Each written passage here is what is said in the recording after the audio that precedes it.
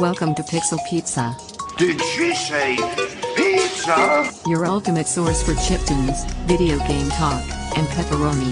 Delivered to you from Los Angeles and into the digital cyberspace of the 2020s. Pizza power! That's right, when super giant pizza. I want a large, thick crust with double cheese, ham, pepperoni.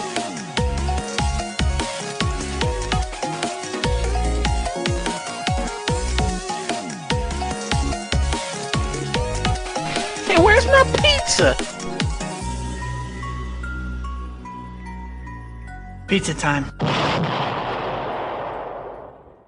Welcome back to Pixel Pizza, your favorite video game podcast, I hope.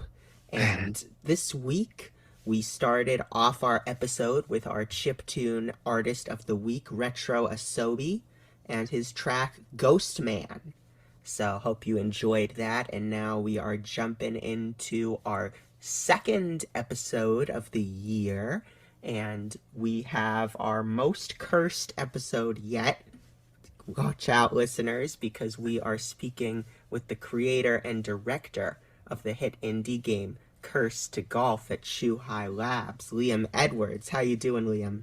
Hi, thank you so much. That's the first time anyone said hit indie game. That feels a bit weird. I appreciate it. Thank you. Yeah, no, it's so deserved. It's been so great to see you on like all the big game of the year lists at the end of the year. I'm sure. Yeah, it was really surreal. Yeah, exactly. Surreal is the exact word. Yeah, very much so. It's been a interesting couple of months for sure. I bet, yeah. So, I like to start off my episodes by asking the question, when in your life did you know you wanted to work in games? Wow. Honestly, I think for a long time I always wanted to, but I never thought it would be possible. I mean, I'm only 32, but even when I was younger, games was still like a mystery to how they were made. Yeah. It was that you get a new game and you just had no idea that human beings made this thing. It was very magical. Now, we have, I don't want to say the magic's lost in that regard, but it's very easy and tools are very accessible. We have an ability to have, single creators basically have every tool at their disposal now to make games. But back when I was, I guess, between the ages of 16 and 20, I knew I wanted to do something around games. It was kind of what I knew, and I was getting more and more passionate about it. But it just didn't feel possible. So I didn't really know how to go about it. But so I just started writing about games, like, making little reviews for free websites and stuff like that. And I would get really excited because I would get like a free code, or back in the day, I'd get physical discs through the post. Oh, wow. And I would like get to review a game while I was at university. And I thought I was dead certain, because I actually went to university to program, to learn computer science. And I very quickly realized I was terrible at it. Very, very bad. So I thought, easy. Well, no, it's not at all. And it still isn't to this day. So I thought, I'll write about them instead, if that's an avenue. I watched GameSpot a lot when I was younger, and IGN and stuff like that. And growing up in Wales, where I'm from, I didn't know anybody who made games. I didn't know any college or university or anything that did anything like it. So it was kind of a toss-up between, it was something I really wanted to do, and I knew this would be like a lifelong career if I could. But also at the same time, it was very difficult to start and get into it, and I just had no clue. But I definitely knew from an early age that if I could do it, I would. That's great. And then how did you sort of make that jump from writing about games to making them? Honestly, it's a case of being bad at writing about them too. I was just writing about them for free websites. I went to like events like Gamescom and stuff in Europe, and I was really in that sort of bubble for a little bit of like going to different trade shows and writing about them while I was a university student. And I very quickly realized like I'm just not a good writer either. So it was a case of like, man, I'm just never going to be able to do any of this. I went to have an internship at GameSpot UK at the time, which I think still exists, but is now more of part of GameSpot, what GameSpot is now. And at the time, people like Danny O'Dwyer of NoClip and stuff like that was there. So Danny was kind of a mentor for me back then. Even though he was, the sort of young, new, hot, like video person at GameSpot at the time, and Lucy James, who is over there now, and there was quite a few people, and I very quickly realized I just was not as good as these people at this, and I was never going to be. I was quite shy back then, and I kind of look back at that time and sort of wasted it a little bit. So I left pretty disheartened, but I was like, okay, whatever. And then a friend reached out to me saying, oh, I've seen you write about games, or, you post about games a lot. We have jobs going for QA positions at Rockstar. Oh. And I was like, oh, wow. And he's like, yeah, like, I'll put your name in. We got hundreds of people applying, but, if, with my name, maybe you'll get through. You've got experience reviewing games. It could be really helpful for us. So I was like, oh my God, really? Wow. Yes, please. I can't believe this. This would be amazing. So I applied to work at Rockstar, and it was like a 6-month slog of hearing nothing, then getting an interview and going for an interview, then having a second interview, and then doing a test. And like, it was like a big sick. This was before they'd sort of ramped up on production of what would be GTA 5. And at that time, they were very picky and selective about even, QA positions. And so I went through all these interviews and tests, and it was like 6 months. It was the end of me graduating university and sort of getting my first job. And after all that, I didn't get the job. Oh. I didn't get the job. They rejected me, but they put in the email, we'll keep you on file. But everybody Okay. sort of everybody says that. Everybody says that, right? So from there, I actually very disheartenedly went to work in web design and web development, using what basic programming and web design skills I had. And I moved across the country to go work at this design agency. Nothing special. But within 1 month of working there, I then got an email from the head of HR at Rockstar Lincoln at the time, a guy called Lee Johnson, and he said, hey, we didn't lie. We did keep your name on file, and turns out we do need you. We'd love for you to come aboard. And I thought, holy oh my God, right? I've just moved across the country for this web job, and like I've paid a load of money in rent to like secure this house and all of these things, but I have to go work at Rockstar. I really want to work in games. This is my potential opportunity to get into the industry. So once again, within just 1 month, I packed all my stuff up, and then I moved right across the country again, and I went to go work at Rockstar, and that's how I started. I started in QA at Rockstar Lincoln on GTA 5. Oh, wow. Okay. So, I mean, I have to imagine it's been like a lot of big risks for you, especially because then you ended up in Japan. That's the whole story. Yeah. Yes, very, very true. I'm not someone who likes to sit idly by. Yeah, I know what you mean. And Rockstar, I had an amazing time with the people I worked with. But very much you are I mean this in the best possible way, but you are a small cog in a very large machine when you work in a studio the size of Rockstar, and especially one that's so mysterious and kind of secretive, which means you don't go to any industry events. You don't get to meet other game developers. It is literally just a job. It never felt like I was part of the industry per se. I wasn't going to events and saying, hi, I work at Rockstar, and then networking and building a network, which is very integral to what you have to do these days. And thankfully something I'm pretty good at. But yeah, that was something I was going to say. Talk about later. You're really good at that stuff. Thank you. But back at Rockstar, you couldn't do that. You couldn't really even admit that you worked at Rockstar. It was so secretive. And they didn't quite have I think it's a lot better now, but they didn't quite have like a track line for you to see how you would get promoted to different positions, whether they would take people from QA and put them into, junior roles of like development or producing or stuff. There wasn't quite that track. So it was very, very stunted in terms of growth, I think, at the time, because it was unnecessary for them to ever promote QA. It worked for them.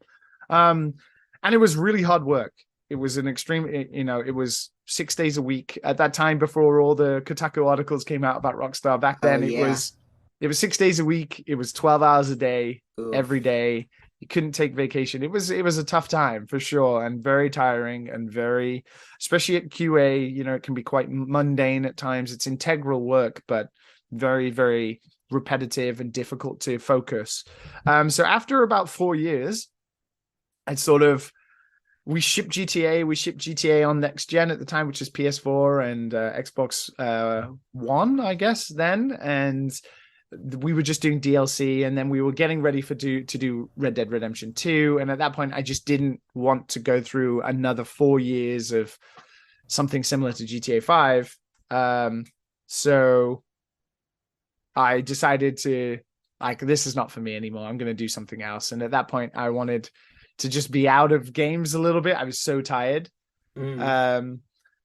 So I decided to move to Japan. I was like, I've always wanted to go to Japan. I should use this opportunity to have a sabbatical kind of thing. I'm going to go teach English for a year. I'm going to work on whatever I want to work on, which was podcasts and video and my own games and stuff, and just rebuild, for myself and enjoy kind of a holiday.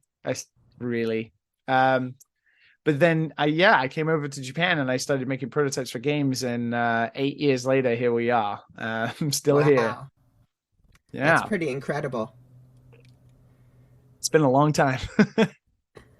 So, yeah, for sure. And so, yeah, about the games you were making, I noticed when I was doing my research, you had a game called Pizza Rooms. This is the Pixel Pizza podcast. I must know what that's about. Yeah, man, I forgot I even made that. Not very good game. But there was a game called Disc Room. I don't know if anybody remembers it. Only a couple of years ago, maybe 2 or 3 years ago. It was made by JWP, who was previously of Vlambeer. He'd made Nuclear Throne with Remy. And they made a game called Disc Rooms, which was like kind of a puzzle action platforming, not platforming, but like very interesting. You should look at videos of it. It was published by Devolver. It's quite short, good game, but to celebrate the launch of their game, they actually did like a game jam where people could make their own versions of Disc Room. And like, just for fun at the time, I was doing a lot of prototyping for creative, just to be creative. So I made a game called Pizza Rooms, which is a spin on Disc Rooms. And the idea is that you are a pizza restaurant owner who has to capture the pizzas instead, and if you get hit by the pizzas you die, like you would. So in a weekend, I think I put it together in just 2 days. So you just run around dodging pizza, and you can collect the pizza, and that's it. That really is it. Yeah, you eat the pizza or the pizza kills you. Exactly. That's it's a motto of life. Either you eat the pizza or the pizza eats you. For sure. So I know I had read that Curse to Golf started as an itch.io demo, but it's such, a crazy, unique concept, this golf and roguelike mixture. How were you able to get people on board about it, to work on it with you and make it a full game?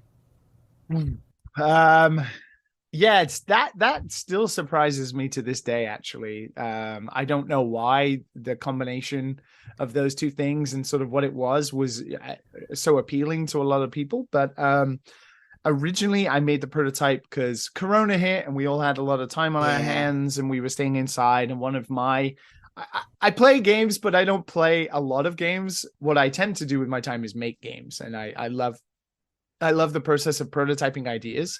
Even though I'm a terrible programmer, I use Game Maker sort of as a vehicle for me to just experiment with ideas. And I was listening to a podcast at the time about roguelikes. And I was thinking, why has nobody done a physics-based roguelike? Because it's a stupid idea. Very difficult to balance physics with RNG. Not exactly two things that go well together. But I started playing around. It was kind of like Pinball Metroid, like knocking a ball around a Metroid dungeon. And very quickly I realized that was like golf. So I just pressed on ahead with this little prototype I was making. I finished a demo of it. And then I released it on itch.io, and it just sort of went a little, not viral, but like a little, it did well. It did well on itch.io. It was played by a lot of people. And then a scout for the publisher called Thunderfall that we eventually went with, and a couple of others,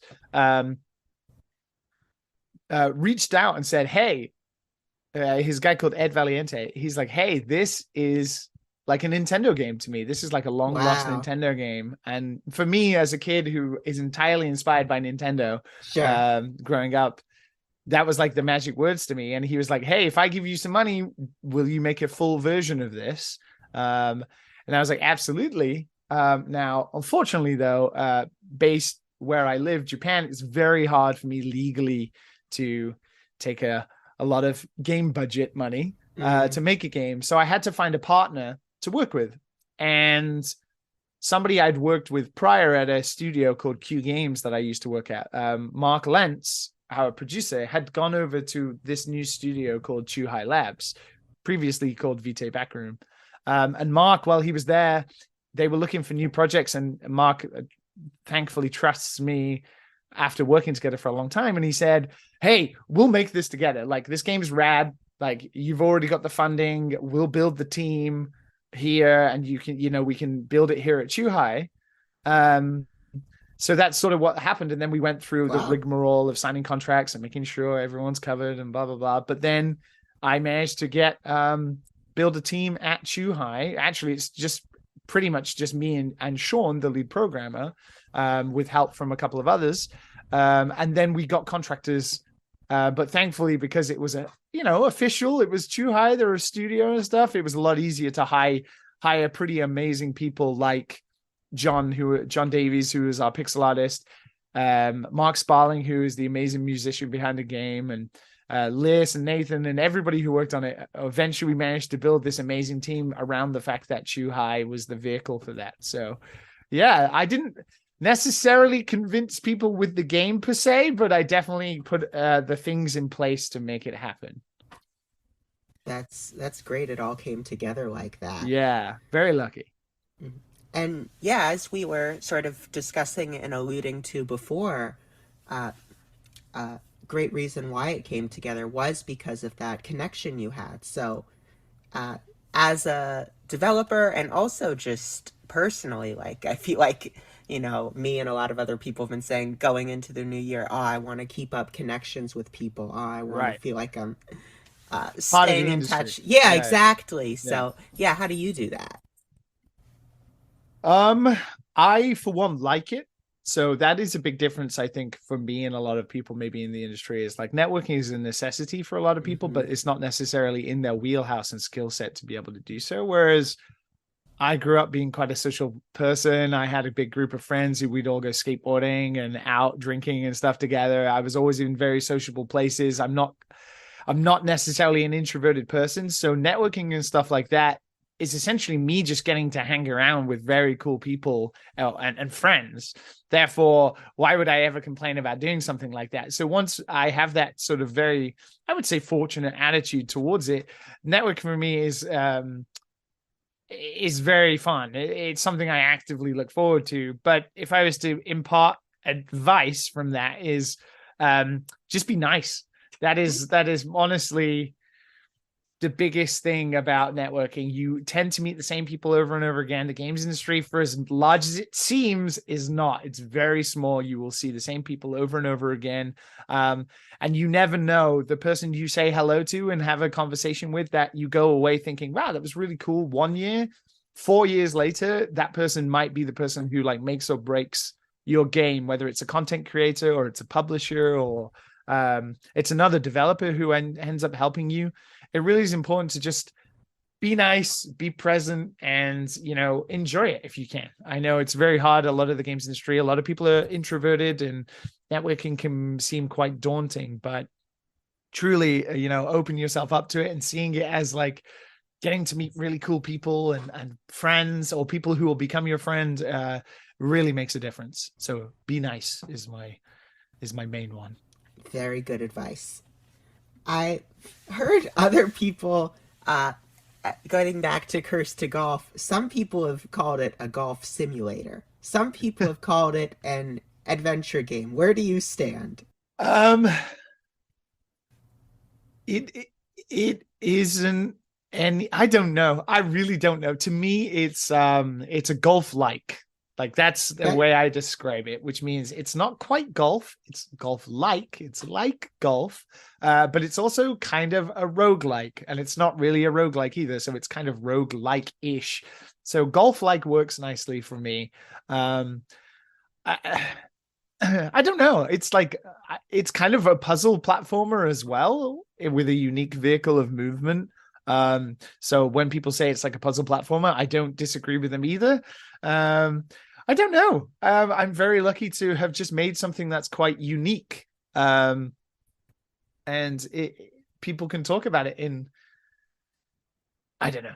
I still, even now, a lot of people look at it and they're like, oh, what's this? And it's like, oh, it's a golf game. And then they play it and they're like, oh, that's not what I was expecting.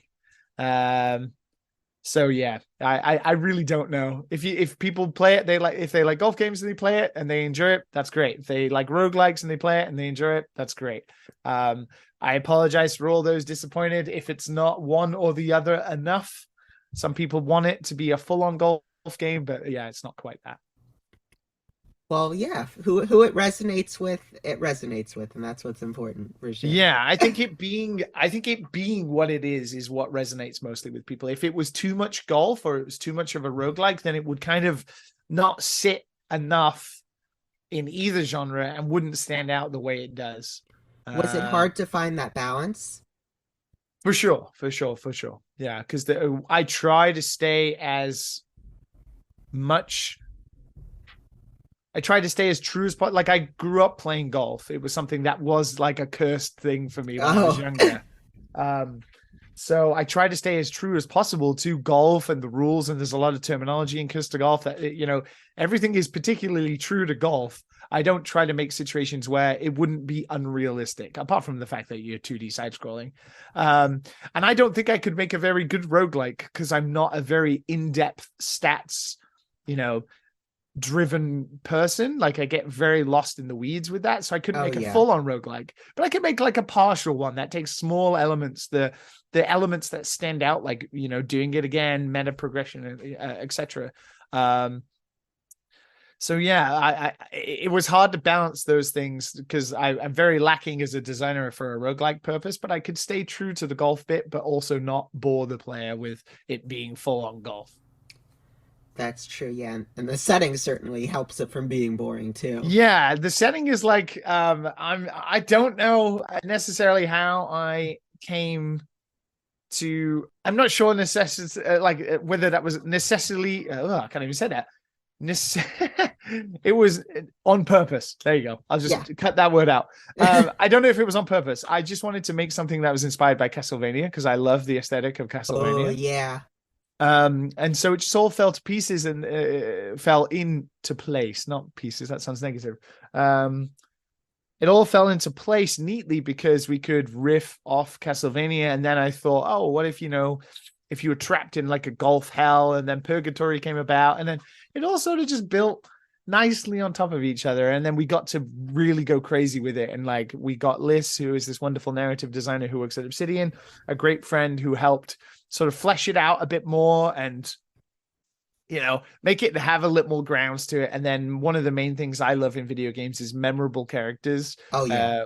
And that's all I wanted to do. I wanted to make like an anime version of golf, where I had these 4 or 5 integral characters who, you know, when you play the game, you remember them, and you know, you always will be able to look back at Kirstogolf and be like, oh yeah, the Scotsman, or, you know, these characters. So yeah, it all fell into place quite nicely. Not intentional. Who are some of like the most memorable video game kind of side characters for you? Ooh. Side characters specifically, I guess. Now I'm trying to think about some of my favorite games and the characters that are in them. I always love like the cliche trope, like, you know, rival who, you know, wants to be the best and beat you. I like that type of character, very anime style. So like characters like Majima in the Yakuza games is an amazing side character. And then now he's kind of his own main character. I love games that have party members, you know, Fire Emblem games that have your party members who are not necessarily the main characters, but they have these fully fleshed personalities, but they're very one note, like, I'm the stoic knight and I will protect you, or I'm just the little mage who, like, you know, that very archetypal characters, but, you know, you can sort of be like, oh, there's my little mage, oh, there's my knight. I'm a big fan of One Piece. So One Piece is a manga that spans thousands of characters of all different islands, and in that is one of the greatest examples I can give of a piece of media, or, you know, a world that has incredible side characters with incredible backstories. And so you can have like Trafalgar Law, or Ace, Jinbei, and all these amazing characters who have full-on histories and stories, but they're essentially side characters. Yeah, I can't think off the top of my head. Luigi's a great one, right? Wow. In the 10th anniversary of the year of Luigi, you would say that. Hard to How believe. are we on the 10th anniversary of the year of Luigi already? God, I'm so old. Jesus. Me too. Christ alive. Now is probably a good time for us to go to our musical break for the episode, and that is going to be a track called The Problem by Retro Asobi. So listen to that, and we will be right back with Liam.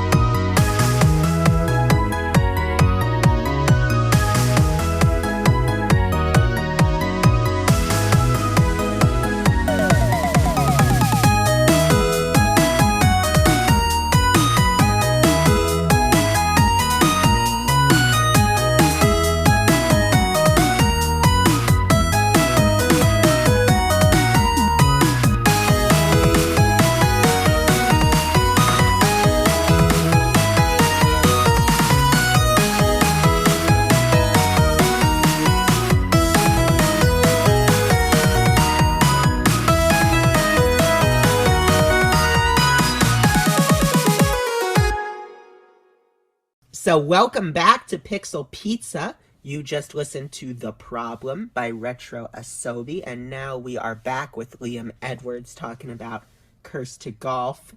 And I wanted to know now about all the amazing, wild promotional videos that you make for social media whenever there's a new sale or seasonal thing or something. So what's it like making those? That's probably the most fun part of doing all of this, to be honest. Huge credit, most of the credit, all of the credit actually goes to Mark Lentz, the producer. He's the guy who films it and edits it. He's a very talented video maker, always has been. He's an incredible musician as well, so he's very creative. I'm just very good at talking and stuff like that. So he just puts me in front of a camera and we have a theme or some line that we want to say, and then we build everything around that. So that's entirely the process. And I just say a whole bunch of stuff out of camera. Sometimes we all of it's improvised for the most part. Very little of it's scripted. I just say it loud and confidently into a camera, and then Mark goes and does his thing, which is to edit it in the absolutely incredible way he edits it. He does things that I don't expect. He distorts and twists my face and voice in so many horrible and embarrassing ways, but it works. And the only thing, the reason we do it, well, of course it's fun, but the reason we do it is because standing out with all of the video games that are out there at the moment is very, very hard. So It's true. Yeah, it's a very tough one. So yeah, we just have fun with it. We try to make it for every big occasion. We try to make it more often. But it's a good day and a half of Mark's time. So we don't go too far into it, but yeah, if we got a big Steam sale or we're on sale on another platform or we've got an update on something, we're always going to make a video. And at this point, it's pretty crazy to think people are kind of looking forward to, I don't know. People are looking forward to seeing like the next episode or something. Right. It's very strange. Yeah, as excited as they are for the game. Right. Yeah. Or even more so. Right. There's a lot of people just watch the videos who've never played the game and have no interest in playing it, but they like the brand. Right. And I think that's what's really important. For sure. So I guess coming around to sort of where we started, the game has gotten so much acclaim and have you gotten to accept any awards or what's it been like? Not yet, or maybe never, but it doesn't matter. Because it's been way beyond my expectations. I think what I'm most proud of in this is if people people who played the original itch.io prototype who can see it go from that to what it became. I'm so proud of the fact that myself and the team who made it, we just kind of took on the world. We kind of tried to make people care about this golf game beyond any of expectation. And we really tried to show everybody, look, we can do amazing things with even the smallest of nuggets. So to be able to now say, oh yeah, we have a lot of players and we got coverage by every YouTuber we wanted and every Twitch streamer, and to go to events and say, oh, I make Curse to Golf. And they're like, oh, yeah, we met at Indieland. And I remember that Aaron Hansen, Eager Raptor, was there. And was he? I didn't see him. He was there on the last night. night. Yes, he was. And I've actually met him before in Japan very briefly when he was with Gerard. He had no memory of me whatsoever, but I said, hi, nice to meet you. And, huge fan since the Newground days, love your stuff. And he's like, cool, what do you do? And I was like, oh, I make Curse to Golf. And he's like, whoa, that fucking golf game, right? And it's like, whoa, okay, like people like Aaron Hansen know what what Curse to Golf is. That's huge. Yeah, it's amazing to think. And to have at the end of last year seen a lot of best of the year, whether it's GameSpot or Forbes or other places, include not only our game, but the fact that our game is a golf game and it's standing out for what it is pretty amazing. I'm very proud.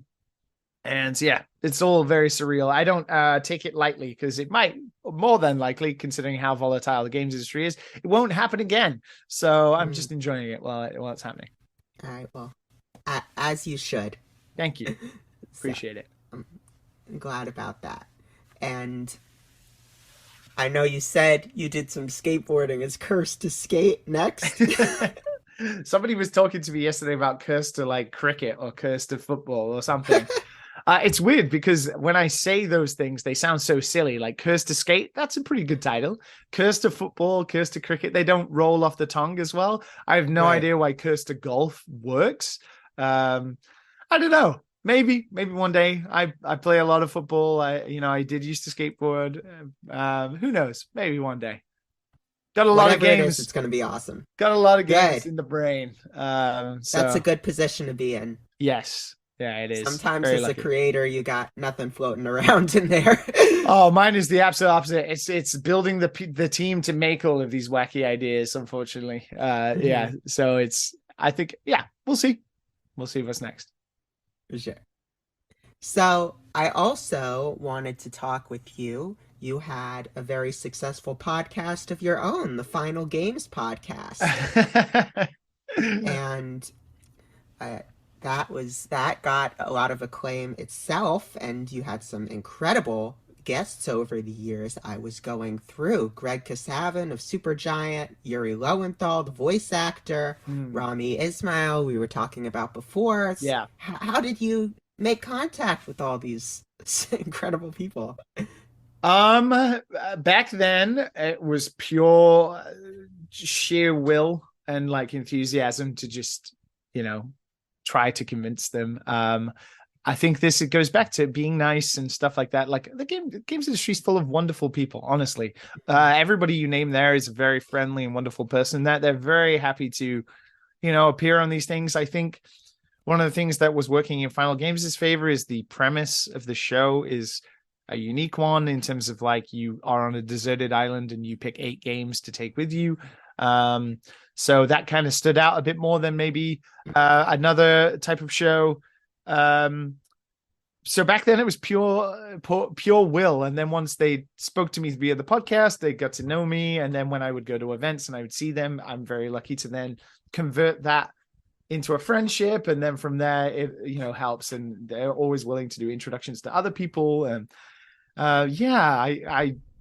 Final Games was like a whole thing for a long period of time. It was very all consuming, and I just those days still I forget what they were like. And it was amazing staying up until 2 a.m. to talk to somebody popular and stuff like that. It was a good time. Yeah, I know what you mean with the all-consuming part, but now I need to think of a hook for Pixel Pizza. Hooks are great. Never deny having even a small little hook is always the best way in anything. I think just having that little thing that stands out. Oh, pizza's Pixel Pizza's a great name. So you've already got a great hook in the name. Maybe making a segment about putting your favorite pizzas from video games or something. I don't know. I do have a segment, not to cut ahead too much, but I do have a segment about where is your personal favorite pizza place in the world. See, that's a great one. That's a really good one. I mean, if you want to answer that now, you can. I don't want to mess up your flow. Okay. All right. Give me some time to think about it as well. Okay. Then my next question is, how did interviewing game developers help you grow as a developer yourself? Oh, that's a good question. It helped me be inspired. And that for me, I'm a very sentimental person. I'm very easy to be inspired and swayed. And reflective of being able to talk to incredible video game creators and have them give feedback on even the projects I was working on. I'm extremely grateful. There are some amazing people like Bruce Straley, who made Uncharted and The Last of Us, who was such a great mentor in terms of just being such a nice person, and then also giving me the time of day with even the shitty games I was making at the time. So like being inspired that these people are not only nice, but they're also willing to partake advice at any point, and just being inspired by them as people, but also what they make drove me further to experiment more and to really just keep going and just keep making stuff. That was what helped me grow. And yeah, definitely having, the confidence because of them encouraging. So inspiration and encouragement really helped me grow from that. Yeah, were there any particular words of encouragement or like words of wisdom that they gave you that stuck with you? I have to shout out. There's a game director at the company Way Forward that makes the Shantae games and the River City games. There's a director there called James Montagna, who is an incredible. Oh, he's so cool. James Montagna. I want to have him on the show. So you just reach out to James. He's great. He's wonderful. He always wants to talk about games, and I could not believe that somebody whose job it was to make games, who was working on the Shantae series, and he's a director, was still making prototypes in his spare time and was still excited to share his prototypes. And even if it was like a one button thing on his phone that he wanted to show, he was just so excited about creating stuff, so enthusiastic. And I thought, wow, like making indie games, because I'd only ever worked at Rockstar. I had no idea about indie games other than just playing them. Making these games can make you feel that inspired and creative to really go off and make all these wonderful things. So it wasn't necessarily words of encouragement particularly, but it was like James's enthusiasm about 8 years ago that truly kickstarted again, like me wanting to jump into Game Maker and make stuff and all that stuff. Wow. Yeah. So it's not just the words, it's the actions. Words mean nothing unless you act upon them. Yeah, it was a case of, it could have been anything. But truly just, the encouragement and the being nice helped so much, just be inspired to do stuff. Totally. So then that was all I had to ask. Was there anything that you wish I had asked? Ooh, wish you'd asked. No, I have no idea. You did a lot. You did great research too. Thank you very much. Thanks. I feel like my thunder got stolen because there was this one article I found online. It was with Pocket Tactics. Right. And that guy covered everything. He had your whole that career. guy Everything about the game. I was like, what can I say that's going to be new? I read that article and I felt like a complete idiot. Like I sounded like some sort of Neanderthal. But it was a wonderful, very well written. He kept all my swearing in too. And I swear a lot. So it was. He did a great job, but you did a great job too. Thank you. Yours might get censored on here. I have to see that is what fine. The count is for how many swears I'm allowed. I always try with Pocket. Usually I asked before, but I try. Okay. I think it's just the British way. Yeah. Swearing is part of the culture. Right. So now I guess I do have to ask the final question. Where is your favorite pizza place? Where is my favorite pizza place? Well, in Japan, pizza is terrible, so that cuts. My Japanese girlfriend is looking at me very angrily, but pizza in Japan is awful compared to the rest of the world. I'm also British, so I would say pizza is not exactly my forte, even though I do love pizza. A lot of Americans and more cultured pizza eaters are going to hate me, but honestly, in the UK, like a kebab shop that does like a doner meat pizza, big fat deep dish with kebab meat on top would be great. That does sound pretty good. It is good. So not a particular place, but a type. Okay. For sure. Yeah. Good type to have. I remember when I was in Japan, I was there for a little while. Yeah, the pizza was mostly not very good. There was this place, it was like, they called it like Chicago style pizza or something. It was a place in Tokyo. Yeah, right. I'm imagining it was Devilcraft, that's the one. Yeah. Devilcraft was good. Devilcraft's the only good one, really, to be honest. There's probably a lot of good pizza in Tokyo, and someone's going to listen to this and be very angry, but Devilcraft it's not a chain. There's like 2 or 3 stores in Tokyo, and yes, it is like Chicago deep dish pie style pizza, and it is very good. All right, well, big shout out to Devilcraft. Next time I am in Japan, which I hope isn't too long from now, I want to go. back. Come over. Japan's open now. We're Thank welcoming you. everybody back. That's really exciting.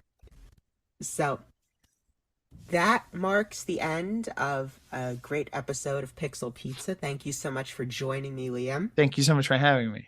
Where can people keep up with your latest antics? Honestly, just follow me on Twitter. That's the easiest. I repost my own stuff and also Coast to Golf. So you can follow me at Liam, just my name, and then the letters BME.